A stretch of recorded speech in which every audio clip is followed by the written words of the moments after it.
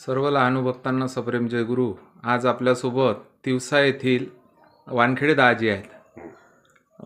त्यांना समर्थ लहानूजी बाबांचे काही अनुभव आहेत त्यांच्या जीवनामध्ये आलेले, ते आपल्याला लहानूजी स्वानुभव या चॅनलला सविस्तर सांगणार आहेत. दाजी जय गुरु.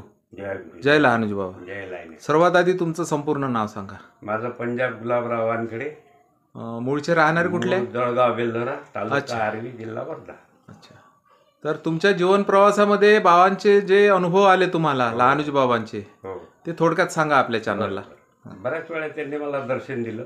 लहानूजी महाराजांनी प्रत्यक्ष झालं का दर्शन? प्रत्यक्ष माझं दर्शन झालं. बरं. त्यांनी मला एक वेळा बेल्लोरा जळगावच्या मध्यंतरी एक असा बरड आहे, तिथे हनुमानजीची मूर्त आहे त्या बरडावर. बरं. तिथे मला त्यांनी बोलावलं होतं आणि मी जे मागितलं होतं ते तिथं ठेवलं आहे मी. बरं. पण ते माझं योगायोग असा काय त्या दिवशी तिथं काही जाणं झालं नाही. ते कदाचित माझ्या नशिबात नसन. मग हा का स्वप्न दृष्टांत होता का? स्वप्न दृष्टांत माझा. म्हणजे बाबाजी असतानाच दिला होता का स्वप्न? नाही, बाबाजी गेल्याच्या नंतरची गोष्ट. कोणत्या वर्षीची गोष्ट आहे? हे आता जवळपास 3-4 वर्ष झाली या गोष्टीला. हो काय? हो, 3-4 वर्ष. त्याच्यानंतरही पुन्हा मग मला 1-2दा दर्शन दिलं. पण मी नेमाडे सरला हे विषयाला नेहमी सांगत होतं का बाबाजी असे स्वप्नात आले, असं दर्शन दिलं, असं झालं. आताही मला 2-3 महिन्याच्या अगोदर म्हणा का 5-6 महिन्याच्या अगोदर पुन्हा त्यानं दर्शन दिलं. जे लहानूजी महाराजाची समाधी आहे बांधली तिथल्या टाकरखेडच्या लोकांनी, त्यावेळेस मी वर्ग 10 मध्ये होतो. बरं. आणि असं लहानूजी महाराज वारले बा म्हणून सगळी चर्चा झाली आर्मीमध्ये. मग आम्ही त्या दर्शनासाठी आलो तिथे. तर त्यावेळेस बाबाजीला येतपर्यंत समाधी दिली होती गावातल्या लोकांनी. म्हणजे मीठ तेवढं टाकलं होतं. बरं. मग नंतर कालांतरानं काय झालं का लहानूजी माझ्या अंगावर मग गावातल्या लोकांनी काही मिठाचे पुढे आणले. त्यावरती 1 रुपयाचा मिठाचा पुडा होता. स्वस्त काळ होता त्यावेळेस. 70 मधली गोष्ट आहे ते. 71 मधली. 71. तर मग ते पूर्ण त्यांची ते टोपी पडली होती. त्याचा जो भक्त होता लहानूजी महाराजाचा, आतमध्ये मिठाच्या समाधी त्याला धरून होता लहानूजी महाराज. तर ते मग ते टोपी लोकांनी मीठ टाकली तर ते पडली होती. मग ते अशी सरळ केली, त्याने टोपी घातली. पुन्हा मग ते सगळी समाधी मिठानं बुजवली. पूर्ण टाकभर ते मीठ झालं. टाकं खूप मोठं होतं ते त्यावेळेस बांधलेलं. पण नंतर मग काय झालं, ते समाधीचं जे आतमधलं जे मीठ होतं ते कालांतरानं ते पाजरत पूर्ण पडलं. म्हणजे पूर्ण नाहीसं झालं. मग ते नुसतं कसं कठड राहिलं लहानूजी महाराजाचं.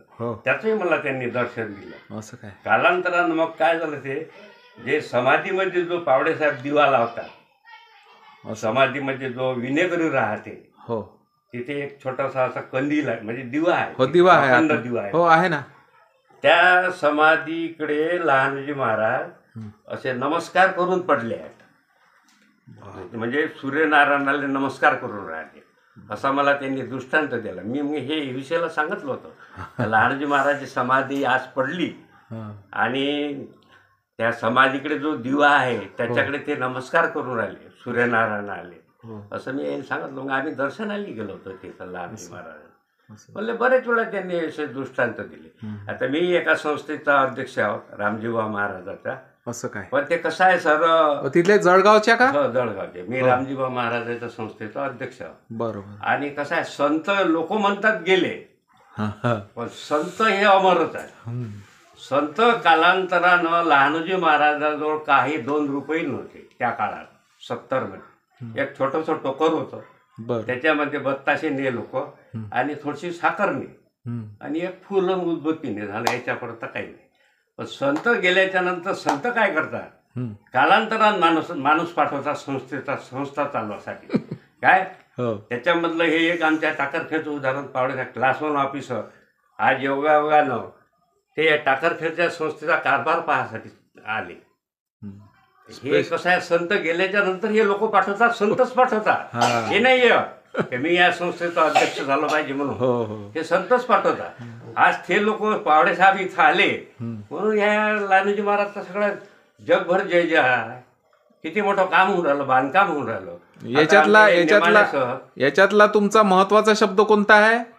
बाबाजीच पाठवतात. बाबाजीच पाठवतात. तसा माणूस येत नाही त्या संस्था चालवासाठी. बरोबर. बाबाजीच पाठवतात. एवढा मोठा क्लास 1 ऑफिसर, त्याचे पोरं पुण्यात, ते इथं टाकरखेड्यात संस्थेचा कारभार करून राहील.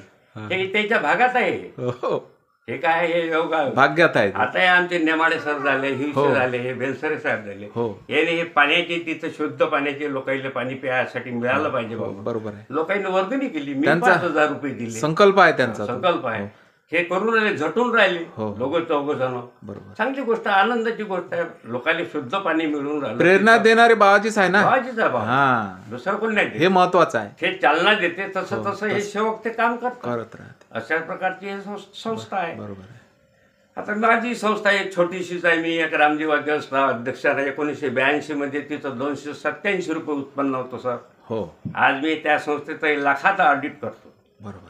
मी ज्यापासून त्या संस्थेचा मी त्या मंदिरामध्ये गेलो आहे तुमच्या. हो काय? हो हो अरे वा, गेलो आहे. तिथे धन्यवाद. मुलाखती घेतल्या आपण. चांगलं. 2-3 मुलाखती घेतल्या. चांगला असा अनुभव आहे. ते लहान महाराज अजूनही त्याचा साक्षात्कार आहे. पण ते तुम्ही आपल्या चॅनलवरती एक महत्वाचा संदेश देऊन राहिले लोकांना की जे कुतर्कवादी लोक आहेत, हो. ज्यांचा कुतर्क चालतो, हो का बा खरोखर बाबाजी असन का, फालतू मॅडासारखे लोक हो, मागे काही- लागले बा, हो. जे कुतर्कवादी आले, तुम्ही की नाही आता एक चांगला संदेश देऊन राहिले पण की हे बाबाजी कसं आहे, अजूनही आहेच. दुसरं काही नाही समजा. बरोबर आहे ना. आणि बाबाजीचं कार्य अखंड सतत चालू हो, राहावं, अधिक वाढणार आहे. ते खूप वाढणार आहे. ही एक पावडे साहेब अपेक्षा आहे. ही एक अपेक्षा आहे आपली. पावडे साहेब जोपर्यंत त्या संस्थेचे संस्था अध्यक्ष आहे तोपर्यंत त्या संस्थेचं भरभराटच आहे. बरोबर आहे. तिथं काहीच कमी नाही आहे. ते लायण्या सांगते, ते ऐकते, त्या खोलीत बसून पावडे साहेब तिथून सगळं फॉलो करतात. ते असा तो कारभार आहे. मी पाहिलं 2-3 वेळा गेलो मी लहान पावडे साहेबाकडे. हे तुम्हाला बोलायची प्रेरणा सुद्धा बाबाजीत हो देतात. हो हो. प्रत्येकाच्या कारण ते इथं आले म्हणजे आमच्या घरी येतात, कार्यक्रमावर येतात, बोलतात, माझ्या सुनबाई सोबत बोलतात. कार्यक्रम 7 तारखेचा काहीतरी रामायण पारायण आहे, तिला बोलावलं, माझ्या सुनीलाही बोलावलं. पारायण सोहळा आहे. हो, पारायण सोहळा. आणि असं ते लायण्याची लीला आहे. तिथे की नाही आता संस्थांचं वैशिष्ट्य म्हणजे कसं आहे, आपला परका भेदभाव नाही आहे. नाही नाही नाही. महत्वाचं म्हणजे. आणि मग ज्या विशेष नाही ठिकाणी आपला परका भेदभाव असा चालतो हो. तिथे तरक्की नाही, खुंटून जाते. तरकी झाली. खुंटून जाते. हो, कुठून? तिथे विकास नाही होत. इथं ह्या बाबाजीला जे मान्य हो, होतं, हो. संतांचे जे हा. विचार होते, तसंच आचरण इथं सुरू आहे. बरोबर हा आहे. विषय आहे. आणि जो विषय कोणतंही संस्थान राहो, ज्या ठिकाणी आपला परका भेदभाव नाही आहे आणि संतांनी दिलेली शिकवण आचरणात प्रत्यक्ष येते, तिथं बरोबरच चालते. असं आहे. तर दादाजी, तुम्ही लहानोजी स्वानुभव चॅनलचा उद्देशच हा आहे की जे लोक ज्यांनी प्रत्यक्ष दर्शन घेतलं आहे संतांचं, लहानोजी बाबाचं दर्शन घेतलेलं आहे, त्या लोकांच्या नजरेमधून हो. छोट्याशा इवल्याशा अशा तरुण पिढीपासून, छोट्या मुलांपासून तर तरुण पिढीपर्यंत हो. बाबाजी पोहोचले पाहिजे हो, बाबा. पोहोचले पाहिजे. बरोबर. तुमच्या नजरेमधून बरोबर आहे ना. हा एकमेव उद्देश घेऊन या चॅनलची निर्मिती करण्यात आली. आणि तुम्ही तर लहानुभक्त हो, आहातच, काही प्रश्नच नाही. काही संशय नाही. आम्ही ते लहान असताना जाऊ आम्ही दर्शनासाठी. ते काय नाही, छोटी चिमटभर साखर घेऊन जाऊ. हो, बरोबर आहे. आणि बाबाजी ते बाहेर बसले राही, एक छोटीशी काळी राही त्याच्याजवळ. हो, ते वाईट गीत जर काळी मारे, तो प्रसादच होता. तो प्रसाद होता तो. तर आज तुम्ही जे काय अनुभव सांगितले तुमच्या जीवन प्रवासातले, आणि फार सुंदर म्हणजे अंजन घालण्याचं काम केलं पिढीला, तर याबद्दल मी तुमचा आभारी आहो. जय गुरु, जय जय लहानोजी बाबा. समर्थ लहानोजी महाराज की जय.